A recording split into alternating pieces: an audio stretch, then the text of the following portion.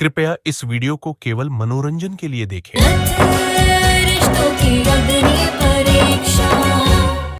गोपिका की स्थिति बहुत ही तनावपूर्ण हो गई थी। ट्राली पर आर्या को लेकर भागते हुए उसने कई खतरों का सामना किया, लेकिन वह गलती से काली पहाड़ी के उस पार पहुंच गई तो वह एक अजीब और अनजान माहौल में थी। कबीलों के लोग अपने हथियारों के साथ उसे घेर रहे थे और उनकी भाषा पूरी तरह से अनजान थी। गोपिका के मन में डर और असमंजस था कि अब क्या किया जाए। आप सबसे विनती है कि हमारे इस चैनल को सब्सक्राइब करें और अपने दोस्तों के साथ भी शेयर करें। उधर दादी अम्मा का मन बहुत बेचैन था। शाम हो चुकी थी और गोपिका अब तक घर नहीं लौटी थी। उनका दिल कह रहा था कि कुछ तो गलत हो रहा है। उन्होंने सोचने की कोशिश की कि क्या कदम उठाया जाए, लेकिन कोई स्पष्ट जवाब नहीं सूझ रहा था। गोपिका को अब किसी तरह अपनी समझ और साहस से इस कठिन परिस्थिति से निकलना होगा, जबकि दादी अम्मा के पास कोई सुराग नहीं था कि गोपिका कहाँ है और उसे कैसे मदद पहुंचाई जा सकती है।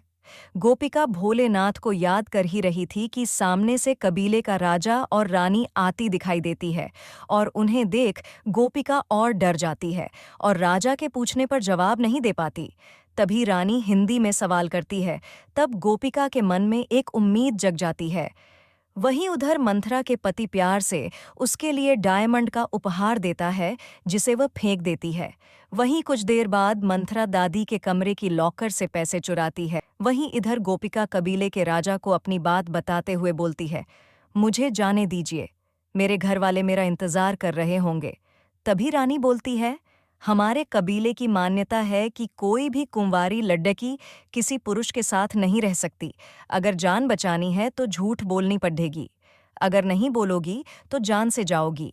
हमारे यहाँ कुंवारी लड़की को मनहूस माना जाता और बचपन में ही उनकी विवाह करवा दी जाती है। गोपिका रानी से पूछती है कि और कोई रास्ता हो तो बताइए, हम ओ करेंगे। तभी रानी बोलती है, जो था वह बता रही हूँ, कह दो, इन सब से तुम्हारा ब्याह हो चुका है और यह तुम्हारा पति है। तभी गोपिका झल्ला के बोलती है, कैसे कह दे, शादी है, कोई बच्चों को खेल नहीं। रानी बोलती है, देख लो, ज्यादा समय नहीं है तुम्हारे पास। सच बोल के यहाँ दफन होना है या झूठ बोल के यहाँ से बच के जिंदा जाना है। उधर मंथरा चोरी करते पकड़ दी जाती है और दादी सबको बताने सीढ़ी से नीचे आ रही होती है। तभी मंथरा धक्का दे देती है, जिससे दादी गिरकर मर जाती है। उधर कुछ उपाय ना दिखने पर गोपिका बोलती है, हाँ, यह मेरा पति है। तब जाके कबीले ले लोग उसकी मदद करते हैं और कुछ समय बाद आर्या को होश आ जाता है। आर्या सोचने लगता है, ये कहाँ आ गए हम। तभी कमरे से बाहर निकलकर गोपिका से पूछता है, ये कहाँ लेकर आई हो हमें? तुम्हारा इरादा क्या है? सच बताना, हमें मारने का इरादा है ना? गोपिका समझाने की कोशिश करती है, पर आर्या समझने को तैयार नहीं होता है। आर्या गोपिका से बोलता है, मुझे घर जाना है। तभी गोपिका बोलती है, घर तो मुझे भी जाना है पर नहीं जा सकते। रुकिए, आपको समझाती हूँ।